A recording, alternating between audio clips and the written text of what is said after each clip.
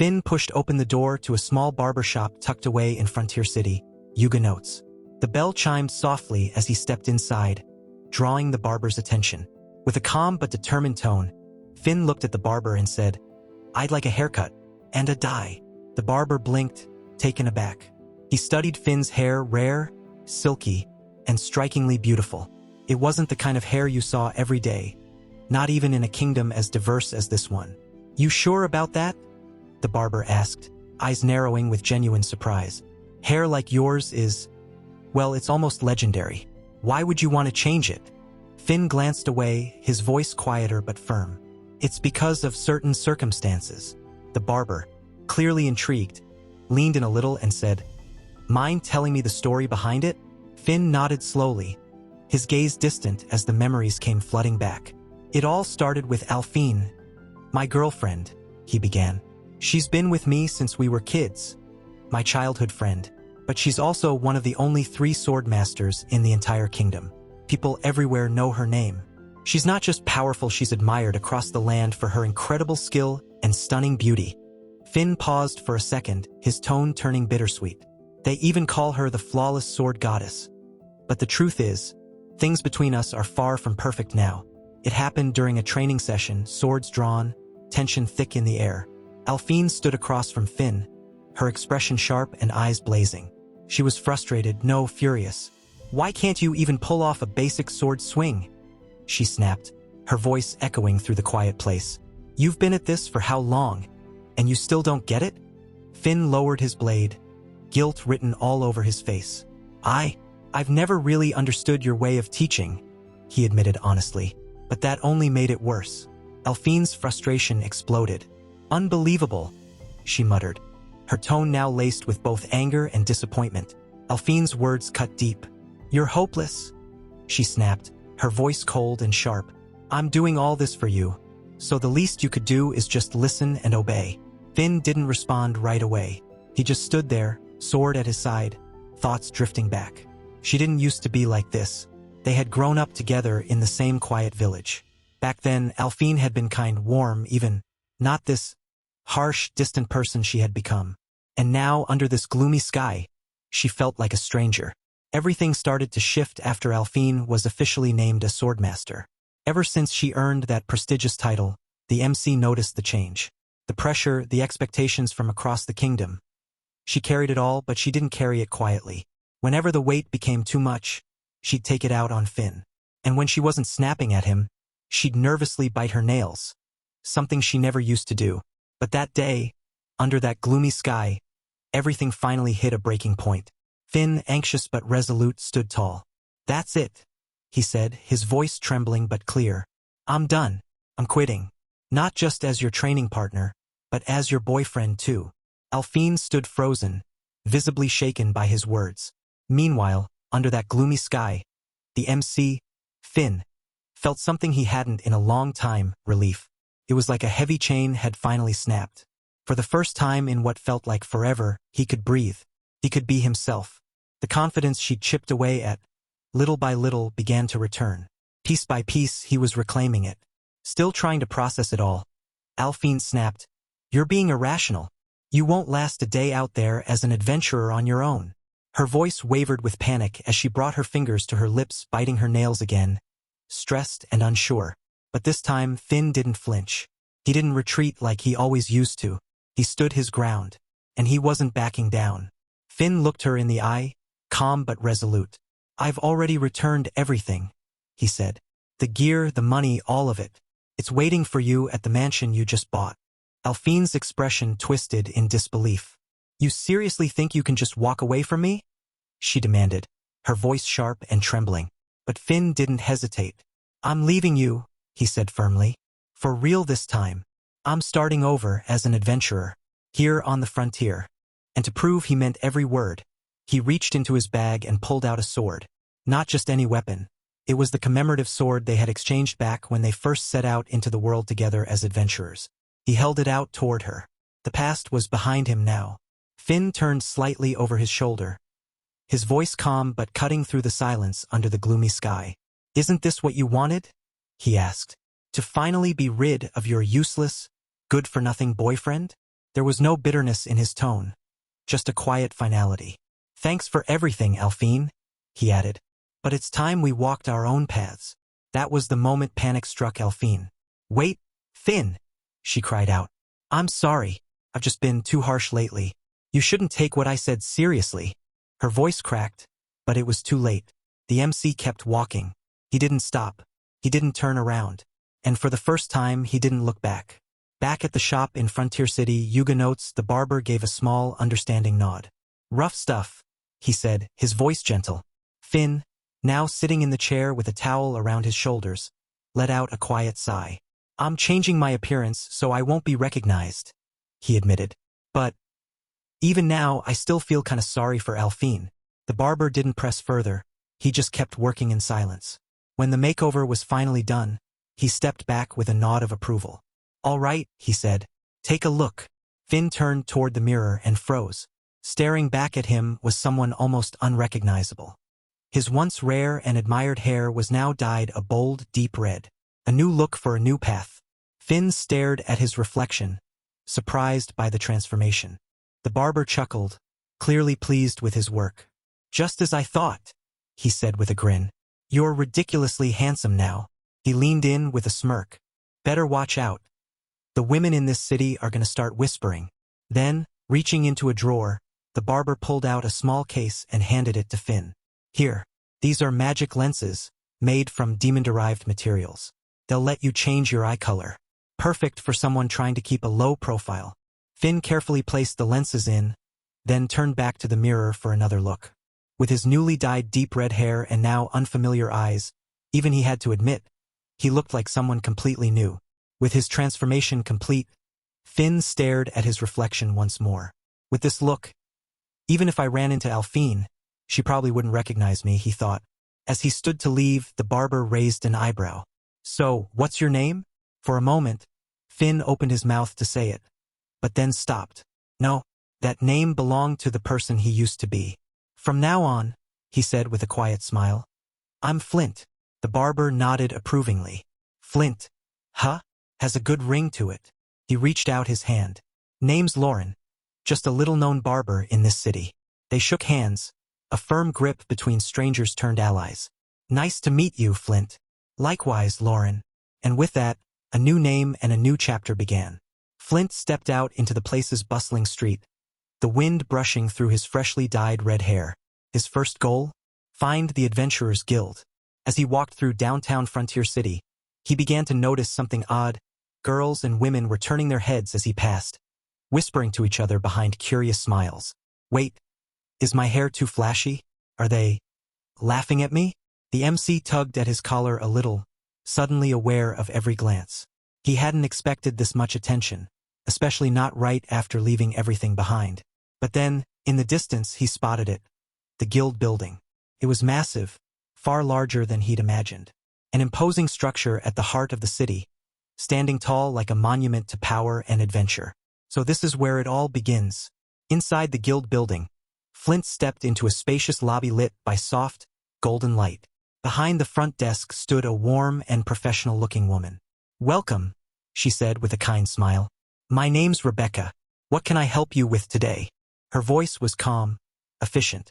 "Are you here to register as a new adventurer?" Flint nodded, still taking in the surroundings. "Great," Rebecca continued. "We can start the paperwork right away." But as she gathered the documents, the MC couldn't shake a strange feeling. The place was quiet, too quiet. For a guild this large, in a city like this, there were barely any adventurers around. It was a stark contrast to the constant buzz of activity back at the guild in the royal capital. Something about this feels off. Rebecca returned with a neat stack of papers in hand and placed them on the counter. "All right, Flint," she said with a friendly tone. "Let me walk you through how things work here." She pulled out a small chart and pointed to a series of emblems, each with a different shine. "The adventurer ranks in this place are based on an emblem system," she explained. "There are 5 stages: iron, bronze, silver, gold, and the highest, platinum." As she spoke, Flint leaned in, taking it all in. Each rank had its own weight, its own path. And for someone starting over, it meant one thing: he was back at the bottom. But that didn't shake him. After all, the MC wasn't looking to rise fast, he was here to rise right. Rebecca continued, flipping to the next page of the guild guide. In addition to ranks, all adventurers fall into one of 3 categories, she explained. Hunters specialize in subduing monsters. Searchers are focused on gathering rare plants, minerals, and resources. And excavators. They're the ones brave enough to explore ancient ruins. She glanced up at Flint, making sure he was following. These roles aren't fixed forever. Depending on the kinds of requests you take on, your classification can shift. The MC nodded slowly, absorbing the info. Every job, every mission, it would shape the kind of adventurer he became in this new world. And this time, he'd choose his path on his own terms. Flint took the pen and began filling out the form with his new identity, each stroke of his name marking a fresh start. Once finished, Rebecca placed a small glowing device on the counter, a magical tool used to detect any past criminal activity. A soft light scanned over him, then blinked green. "Clean record," she said with a satisfied nod. With the paperwork done, she smiled warmly and reached into a drawer, pulling out a gleaming emblem. "Welcome to the Adventurers Guild, Flint." She placed the insignia in his hand, a finely crafted symbol that shimmered with magic. "This is your guild insignia. It's proof of your membership," she explained. "Make sure to wear it where it can be seen. It lets others know who you are and what you represent." The MC stared down at the emblem. It wasn't just a badge. It was a symbol of his new life. "If you ever run into any trouble," Rebecca added, "don't hesitate to contact the guild. We've got your back." Just as Flint nodded, she paused. Something had just come to mind. "Oh, one more thing. We recently started offering free magic power measurement for new registrants." She reached under the counter and pulled out a crystal orb that pulsed faintly with light. "Want to give it a try?" Flint stared at the orb for a moment, then hesitated.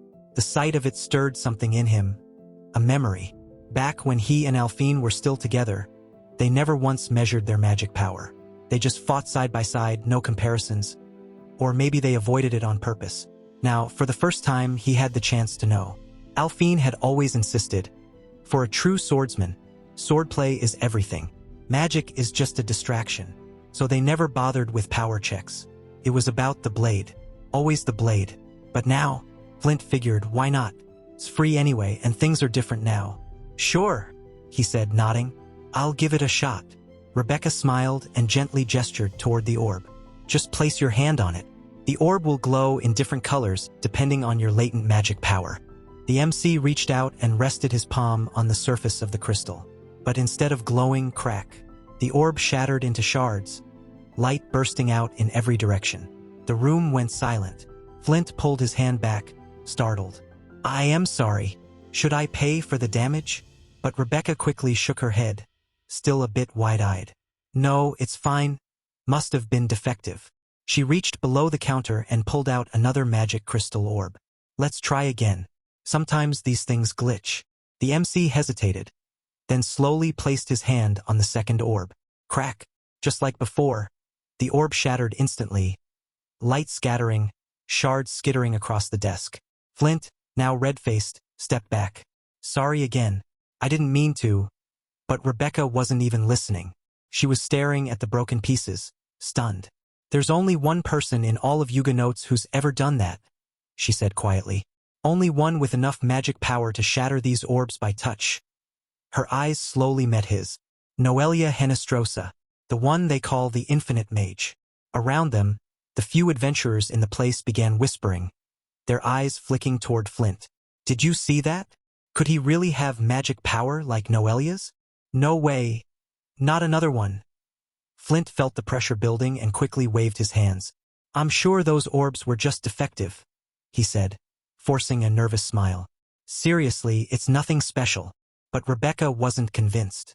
Her eyes were still wide, her hands slightly trembling. "No, this wasn't a malfunction," she muttered. "This kind of reaction doesn't just happen." She took a breath and stood up. "I'm calling the guild master. He'll have the tools to get a precise reading." The MC's heart skipped. This was escalating faster than he expected. Finn raised a hand gently, his tone calm but firm. "There's no need for that," he said. "I already know I have magic power." He turned slightly toward the exit. "And honestly, I'd rather not make a big deal out of it. Just forget it happened. Okay?" He started walking away, trying to leave the attention behind. But before he could reach the door, a voice called out from behind him. "Wait!" He stopped mid-step.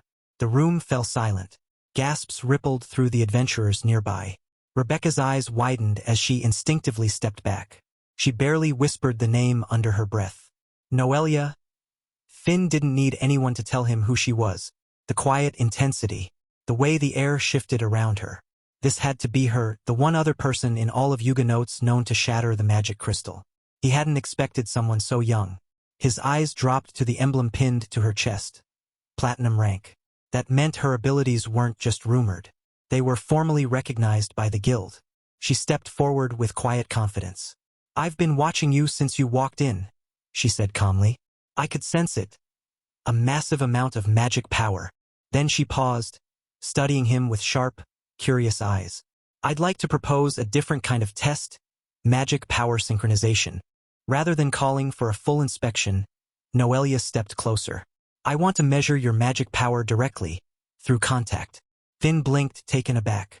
I'm not even sure what that means." For a moment, Noelia just stared at him, stunned. "You seriously don't know?" The MC tilted his head slightly, now wondering if he'd just said something weird. Noelia let out a breath, then explained clearly. "Magic power synchronization is when two mages press their hands together. It helps them measure and even enhance their magic energy. It's a routine thing. Mages use it all the time to test compatibility and potential." As she spoke, Finn realized just how little he actually knew about the world of mages. But what surprised him even more was how casually she'd offered to sync with him. Noelia noticed Finn's hesitation and offered a reassuring smile. "Don't worry, it's just like touching the crystal orb," she said calmly. "Nothing painful or intense." It sounded simple enough, harmless, even. So, after a brief pause, Finn nodded. "All right, let's try it." But around them, the entire guild went dead silent. Eyes widened, mouths dropped, whispers spread like wildfire. Noelia, the infinite mage, offering to synchronize with someone. Herself? Unheard of. "That guy's gonna bleed out," one adventurer muttered. Across the room, Rebecca looked alarmed. She stepped forward quickly. "Noelia, wait. Your father, the patriarch, strictly forbade you from doing any magic synchronization." But Noelia didn't flinch. Her eyes stayed locked on Finn, unwavering. But Noelia waved off the warning with a calm voice. "Don't worry, Rebecca. I've got this." She turned back to Finn and raised her hand. As their palms touched, the magic power synchronization began. Almost instantly, Finn felt it. Like something deep inside him was being gently drawn out, flowing steadily through his hands. It was strange, but not painful. Nothing like the panic everyone had stirred up. "I don't see what the big deal is," he thought. But on the other side, Noelia's expression had completely changed. Her breath caught. Her skin went pale. Because what she felt wasn't just strong, it was uncontainable. Finn's magic wasn't just high. It was flooding into her like an unstoppable current. It was overwhelming. And the terrifying part? He was still holding back. All eyes in the guild were locked on the two of them. Whispers stopped. Breaths held. Noelia, known for her calm and unreadable expression, was now visibly tense, her face tight, her body trembling slightly. The room buzzed with disbelief. "Who is this guy?" someone whispered. "There's no way he's just a new recruit." Meanwhile, Finn began to squirm under the weight of the stairs. He could feel everyone watching him, whispering, judging. Am I doing something wrong? He wondered, glancing at his hand still pressed against hers. The MC didn't like this attention. Not one bit. Then Rebecca suddenly stepped forward, her voice sharp with urgency. "Stop, Finn. It's getting dangerous." The moment Rebecca shouted, Finn instantly let go and took a step back. Sorry. I didn't mean to cause a scene," he said, raising his hands defensively. But as he turned around, his stomach dropped. The entire guild hall was empty. Not a single citizen remained. Tables abandoned, chairs still spinning. Everyone had bolted, too scared to get caught in whatever chaos might unfold next. Only Noelia stood there, catching her breath. She looked at him and calmly stated, "I'm the daughter of Lloyd Henestrosa, the one who rules this place." Finn's eyes widened. Panic set in. Wait, what? Why was this happening? Why her? He tried to reason with himself. It had to be a mistake.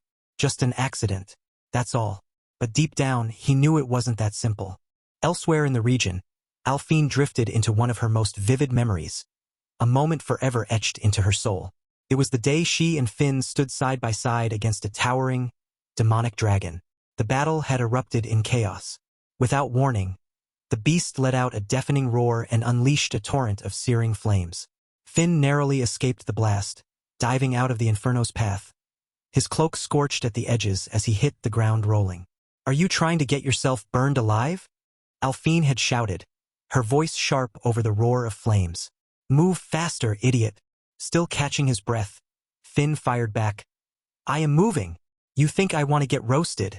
Despite the danger, the exchange felt familiar, like how they used to be, a time when they had each other's backs, even in the face of monsters. The demonic dragon loomed over them, a monstrous force of destruction that had already claimed countless lives across the kingdom.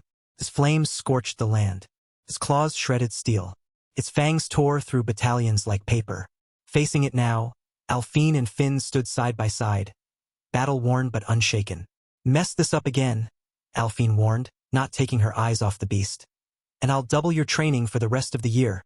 But before Finn could even respond, the dragon let out an ear-splitting roar and swung its massive tail straight at Alphine. "Alphine, look out!" Finn shouted. She pivoted just in time to avoid a direct hit, but the force of the tail's shockwave still slammed into her.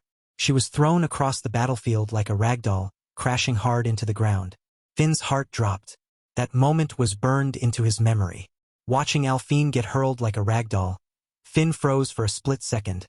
Then panic surged through him. He had to act fast. With no time to think, he charged in, sword drawn, yelling to draw the dragon's attention. Steel clashed against scale, but it was useless. His strike barely made a sound, let alone a scratch.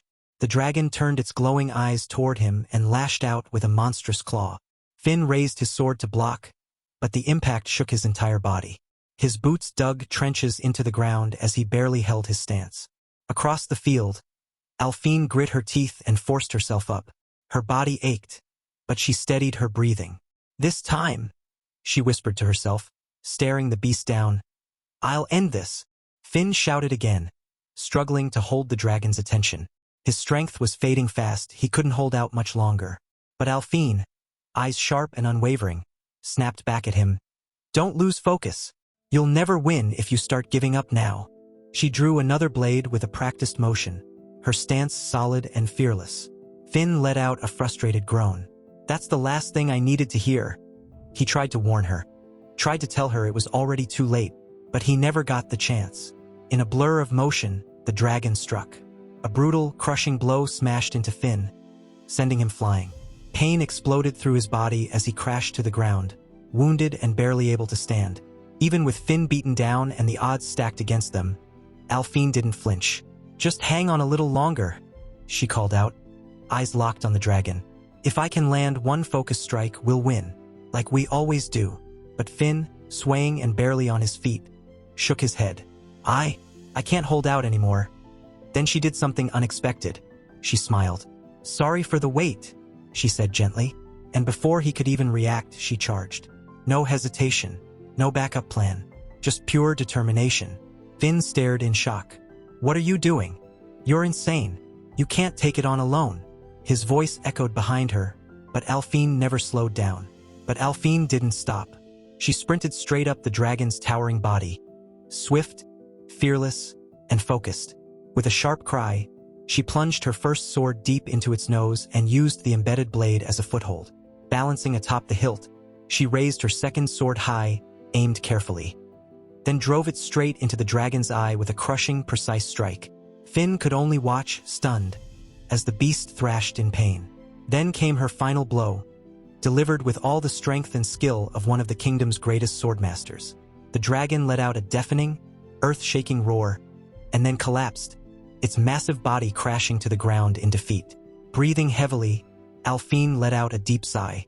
"It's finally over," she said, her voice a mix of relief and exhaustion. She glanced at her sword. It had been worn down from the brutal fight. Even this blade couldn't handle that monster for long. She staggered over to a nearby tree and collapsed beneath its shade. "That was rough. Finn, I'm leaving the rest to you," she murmured, closing her eyes for a moment of rest. Later, the two of them exchanged a high five, smiling through their fatigue, proud of what they'd achieved together. It was one of their greatest moments. And even now, Alphine still holds on to that memory. Back at her mansion, Alphine tossed and turned on her bed, clearly agitated. Her fingers trembled as she bit her nails, a nervous habit resurfacing in full force. Her expression twisted with frustration. "That idiot," she muttered under her breath. "Ever since he decided to leave and live on his own, he's gotten so full of himself." The room felt heavy, her bad mood clinging to the air like a storm cloud under a gloomy sky. Her mind kept circling back to Finn, to the moment he walked away. She clenched her fists. They had once fought side by side against a demonic dragon. In that moment, she'd believed they shared something deeper, mutual trust, maybe even love. Now, everything felt like it was slipping through her fingers. And yet now, Finn has thrown it all away. Not just her, but everything she gave him. The high-grade gear she handpicked for his success. The money she provided so he could live comfortably. Even the countless thoughtful gifts she'd chosen over the years. But what cut deepest was the commemorative sword, the one they exchanged when they first stepped into the world as adventurers. He left it behind without a second thought. Still biting her nails, Alphine sat frozen in a swirl of confusion and anger. Her thoughts spiraled. What more did he want? She muttered to herself. They'd been together for years. Shared battlefields, victories, losses. She gave him everything. Why wasn't that enough? Suddenly, overcome with frustration, Alphine lashes out, kicking a nearby table hard. The loud crash echoes through the room. Moments later, her loyal butler Vigio enters, concern in his voice. "Is everything all right, my lady?" Startled, Alphine quickly masks her bad mood. She straightens up, forcing a calm tone. "It's nothing," she replies. "Just changing into my loungewear." Vigio nods respectfully and steps out without further question. As the door clicks shut behind him, Alphine clenches her fists, biting her lip. She scolds herself under her breath. Ugh, why am I thinking about Finn again? Normally, Vigio would have sensed her bad mood right away, kept others from barging in at the wrong time. But this time, Alphine just clenches her fists, trying to suppress the irritation boiling inside her. She exhales sharply, then calls out, "Vigio, has the Adventurers Guild begun searching for Finn? In the places he might have gone?" Vigio bows slightly, giving his report in a calm tone. "Yes, my lady. The guild has dispatched several adventurers to track him down. But so far, he's vanished without a trace." He pauses, then adds, "It appears he truly doesn't want to be found." That news strikes Alphine harder than she expected. Her jaw tightens as she struggles to keep her emotions in check, but the distress is plain on her face. Vigio continues calmly. Not even his closest acquaintances knew where he was going. Finn vanished, without telling a soul. Trying to mask the storm building inside her, Alphine forces a casual tone. "It's nothing, Vigio. I'm just tired." But inside, tension coils like a spring. The idea that people might think she was the one left behind, abandoned, gnaws at her pride like a cruel whisper she can't silence. Alphine nods slightly, then says with a composed voice, "Thank you for the update, Vigio." But before he turns to leave, she adds firmly, "Expand the search to nearby towns, and make sure no one finds out that Finn ran off, or that I'm the one looking for him." Her tone leaves no room for questions. Secrets were power, and she wasn't about to lose face. Just as Vigio reaches the door, she calls out one more order, her voice cold and resolute. "I don't care what it costs. Just find him." Vigio gives a silent nod of acknowledgement and steps out of the room. Left alone, Alphine drops onto her bed with a frustrated sigh. The weight of her failure to find Finn presses down harder than ever. All that effort, and still nothing, she mutters bitterly. She clenches the bedsheets. If it were up to her, if she could ditch her night duties for even a day, she's sure she'd track him down in no time. But the obligations of her station keep her shackled. This wouldn't be happening if he'd just stayed obedient, she growls under her breath. In her mind, she pictures Finn kneeling before her, head bowed low, begging for forgiveness. And that thought, it brings her no peace, only more fire to the storm already brewing inside her. Meanwhile, elsewhere in the city, Finn suddenly lets out a loud sneeze. Startled, Rebecca, standing nearby, glances over and asks, "Did you catch a cold or something?" Finn rubs his nose and shakes his head. "Nah, Probably just a weird chill. He mutters, brushing it off.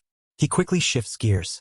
Anyway, I'm here to collect the reward for that quest I wrapped up yesterday. Rebecca gives a nod and begins processing it at the counter.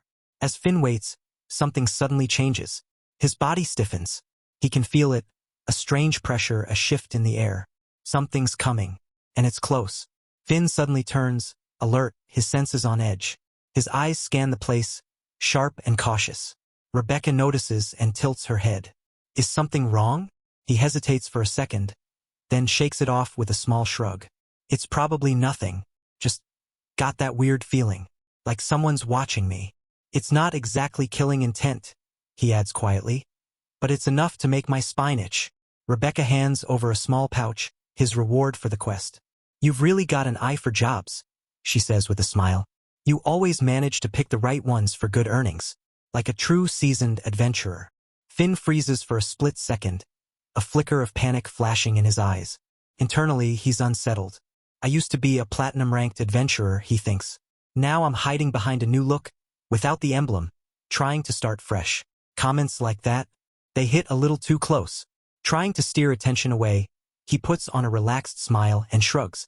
Oh, I've just been getting tips from a senior adventurer who's staying at the same inn as me. Lucky break, I guess. Rebecca nods in approval. That's a smart approach. Efficient too. You've got a sharp mind, she says with a smile. But Finn quickly changes the subject. He gestures subtly toward Noelia. Speaking of trouble, can you please do something about her? He says, clearly exasperated. Ever since she passed out during that magic synchronization, she's been watching me like a hawk. He leans in a little, lowering his voice. She even followed me back to the inn last night and got the room right next to mine. Finn mutters under his breath. It seriously feels like I'm living with a girl before even getting married. Rebecca just laughs and shakes her head. Nope, not happening. Still frustrated, Finn presses. Come on, there's got to be something you can do. But she remains firm. Still impossible, she replies. You don't get it? Noelia's never been outmatched in magic synchronization. Not once. Until you. She's known across all of Yuga Notes as the unmatched master of magic. No one comes close. And to make things even trickier, there's a direct order from the Count himself. Let my daughter do whatever she wants. So yeah, no one at the guild has the power to stop her. Finn lets out a deep sigh. Great, he groans. Still, if Noelia's just keeping an eye on him and not messing with anything, maybe it's not worth stressing over. Finn leans in, lowering his voice. Rebecca, could you maybe talk to her for me? You know, woman to woman? She might actually listen to you. But Rebecca shuts him down immediately. No hesitation. He groans, half joking, half defeated. Didn't you say I could ask for help if I ever needed it? With a calm but firm look, Rebecca replies. I did. But as long as your magic power is stronger than Noelia's, she's going to stay close. That's just how she is. She'll follow you until she gets bored. Finn exhales hard, rubbing his temple. At this rate, he thinks it's going to feel just like back then. Trapped in that stifling little house with Alphine under constant watch.